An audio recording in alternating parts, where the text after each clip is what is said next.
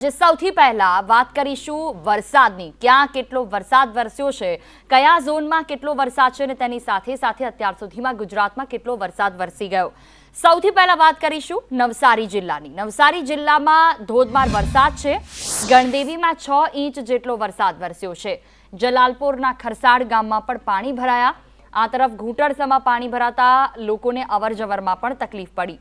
ખાડીના પાણી ગામમાં ફરી વળ્યા, જેના કારણે જ્યાં જુઓ ત્યાં રસ્તાઓ પર બે કાંઠીએ નદીઓ વહેતી હોય તેવા દ્રશ્યો પણ જોવા મળ્યા। પાણીનો નિકાલ ન થતા વરસાદી પાણી ગામમાં ફરી વળ્યા। વરસાદી પાણી ભરાતા ગ્રામજનોને હાલાકી પડી। ખરસાડના સરપંચનો તંત્ર પર નિષ્ક્રિયતાનો પણ આક્ષેપ છે। વારંવાર રજૂઆત કરવા છતાં પાણીના નિકાલની કોઈ વ્યવસ્થા નથી।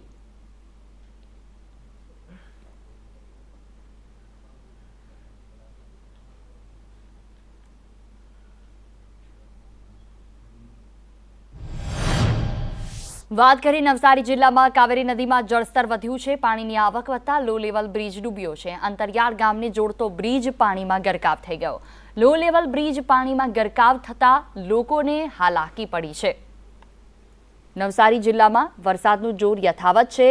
દ્રશ્યો પરથી જોઈ શકાય કે પરિસ્થિતિ કેવી છે। મધ્ય ગુજરાતમાં પણ સારા વરસાદથી અલગ અલગ જગ્યાઓ પર વરસાદ વરસ્યો। દક્ષિણ ગુજરાતની પણ વાત કરીએ, નવસારી, સુરત, તાપી તમામ જગ્યાઓ પર વધુ વરસાદને કારણે નદીઓ બે કાંઠે વહેતી થઈ।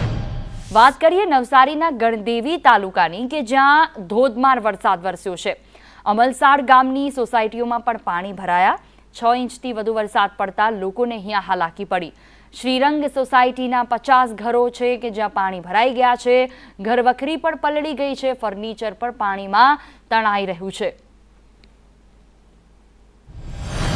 નવસારી જિલ્લામાં 36 કલાકથી મેઘો મુસળધાર વરસી રહ્યો છે। ખાસ કરીને ગણદેવી તાલુકાની અંદર 6 ઇંચથી વધુ વરસાદ વહેલી સવારથી ખાબકી ચૂક્યો છે, જેને પગલે અમલસાડ નજીક આવેલી સોસાયટીમાં પાણી ભરાયા છે। ત્યારે ગ્રાઉન્ડ ઝીરો ઉપર સંદેશ ન્યૂઝની ટીમ પહોંચી છે। સીધા જ ઘરોની અંદરના દ્રશ્યો હું આપને બતાવવા માંગીશ। આ દ્રશ્યો જે આપ જોઈ રહ્યા છો એ ઘરની અંદરના દ્રશ્યો છે। ઘરની અંદર તમામ સામાન જે છે એ પાણીની અંદર તરતો જોવા મળી રહ્યો છે। ત્યારે સ્થાનિક જે ઘરના લોકો છે એમની સાથે પણ આપણે વાત કરવાનો પ્રયત્ન કરીશું। શું પરિસ્થિતિ સર્જાઈ અને કયા કારણે આ પાણી ભરાયું છે?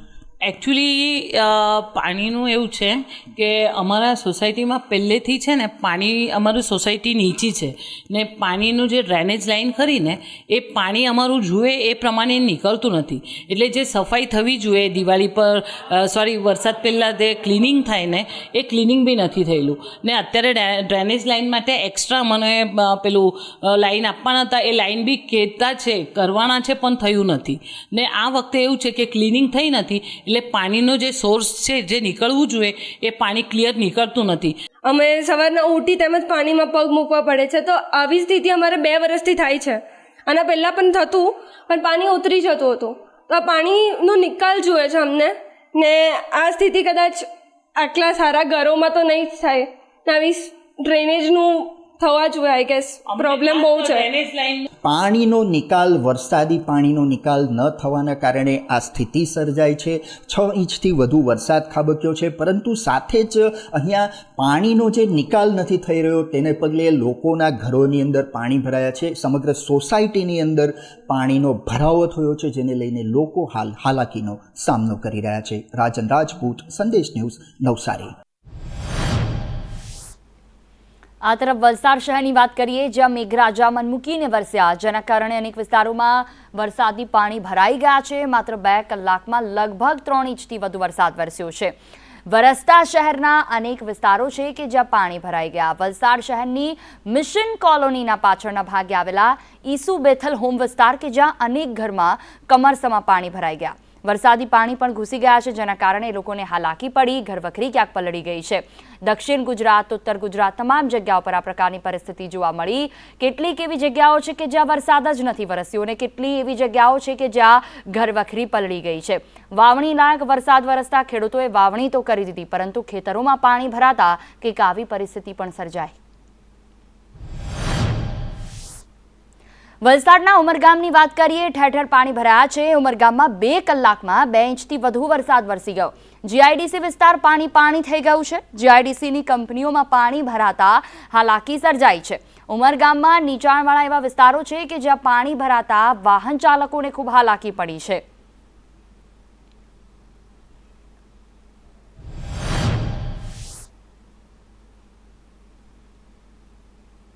વલસાડમાં મધુબન ડેમની વાત કરીએ, પાણીની આવક છે। ડેમના 4 દરવાજા 0.50 મીટર ખોલ્યા। ડેમમાં 14,216 ક્યુસેક પાણીની આવક થઈ। 7,288 ક્યુસેક પાણી દમણગંગા નદીમાં છોડાયું છે। નીચાણવાળા વિસ્તારમાં લોકોને જવા પર પ્રતિબંધ લગાવવામાં આવ્યો। માછીમારોને દરિયો ન ખેડવા માટે સૂચના આપવામાં આવી છે।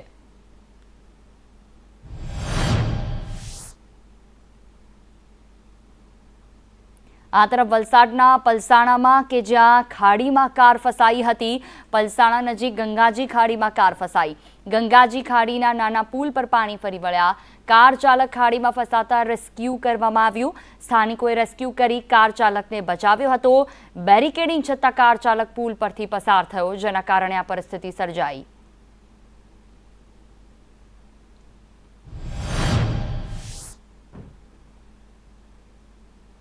બીજી તસવીરો જોઈએ વલસાડની, જ્યાં ઠેર ઠેર વરસાદી પાણી ભરાયા છે। અંડરપાસ બંધ થયા છે। ચીફ પર દાણા બજારમાં પણ વરસાદી પાણી ભરાયા હતા। ઘૂંટણસમાં પાણી ભરાતા લોકોને હાલાકી સર્જાઈ છે। પાણીમાં વાહનો બંધ પડી જતા હાલાકી સર્જાઈ છે।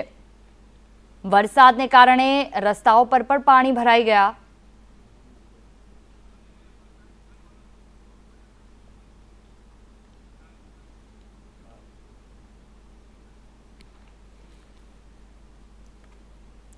તો આ તસવીરો હતી કે જ્યાં ખૂબ વરસાદ પડ્યો છે અને ત્યાં લોકોને હાલાકી પડી રહી છે। પરંતુ આ જ રીતે એક બીજું ચિત્ર એવું પણ છે કે જ્યાં ઘણી એવી જગ્યાઓ છે, ઘણા એવા તાલુકા છે કે જ્યાં ખૂબ ઓછો વરસાદ પડ્યો છે। આટલો બધો વરસાદ જે દક્ષિણ ગુજરાત અને સૌરાષ્ટ્રમાં દેખાઈ રહ્યો છે, એની સામે ઉત્તર મધ્ય ગુજરાત જોઈએ કે જ્યાં ઘણા એવા તાલુકા છે કે જે લોકો વરસાદની કાગડોળે રાહ જોઈ રહ્યા છે।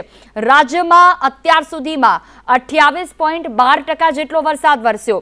0.50 mm વરસાદ પડ્યો હોય તેવો એક તાલુકો છે કે જ્યાં અત્યાર સુધી આટલી સિઝનમાં માત્ર 0.50 mm વરસાદ વરસ્યો। 51 થી 125 mm વરસાદ પડ્યો હોય તેવા માત્ર 72 તાલુકા, એટલે કે 72 તાલુકાના લોકો હજુ પણ વધુ વરસાદ વરસે તેની રાહ જોઈ રહ્યા છે।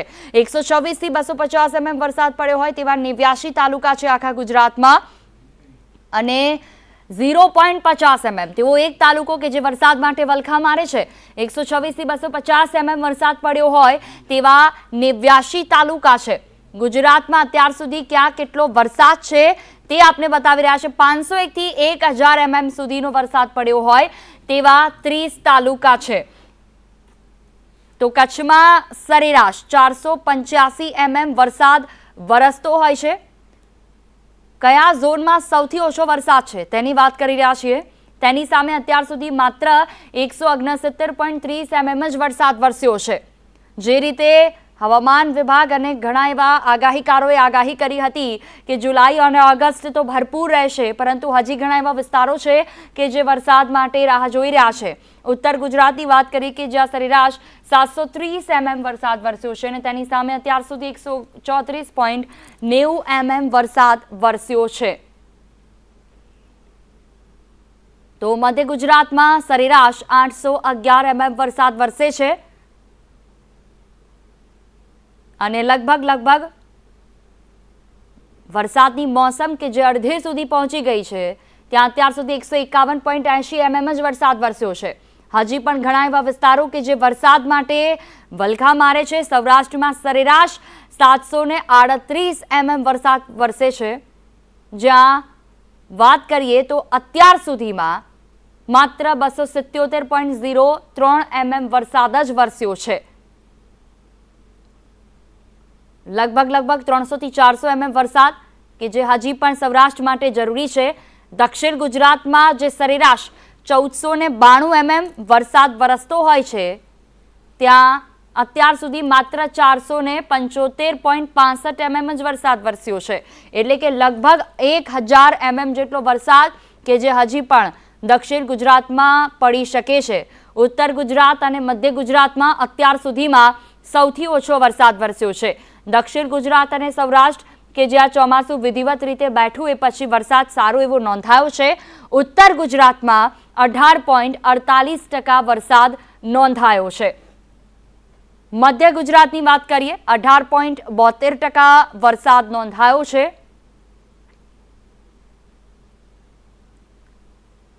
તો બીજી તરફ જ્યાં વરસાદ નથી નોંધાયો ત્યાં ખેડૂતોની હાલત ખૂબ ખરાબ છે.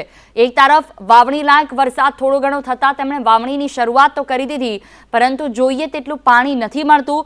વરસાદ વરસે તો જમીનમાં ભેજ ઉત્પન્ન થાય અને જો ભેજ ઉત્પન્ન થશે તો વાવણી યોગ્ય થશે, પરંતુ હજી વરસાદ નથી વરસ્યો ઘણા એવા તાલુકામાં.